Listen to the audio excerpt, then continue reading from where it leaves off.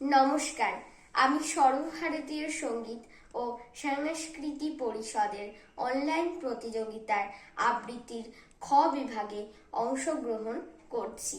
আমার নাম বর্ণিনী সাধুখা। কবিগুরু রবীন্দ্রনাথ ঠাকুরের লেখা কবিতা পুতুল ভাঙা। ৭-৮-২৭ আমি বলেছিলাম বলে গুরু মশাই আমার পরে উঠল রাগে জ্বলে। মাগো, তুমি ৫ পয়সায় এবার রথের দিনে সেই যে রঙিন পুতুল খানি আপনি দিলে কিনে। খাতার নিচে ছিল ঢাকা, দেখালে এক ছেলে। গুরু মশাই রেগে মেগে ভেঙে দিলেন ফেলে। বললেন, তোর দিন রাত্রির কেবল যত খেলা, একটুও তোর মন বসে না পড়াশুনোর বেলা।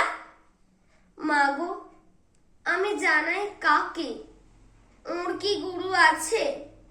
আমি যদি নালিশ করি এক্ষুনি তার কাছে।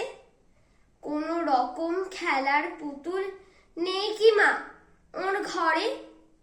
সত্যি কি ওর একটুও মন নেই পুতুলের পরে? সকাল সাজে তাদের নিয়ে করতে গিয়ে খেলা, কোনো পড়াই করেননি কি কোনো রকম হেলা? ওর যদি সেই পুতুল নিয়ে ভাঙেন কেহ রাগে, বল দেখি মা ওর মনে তা কেমন তর লাগে। নমস্কার।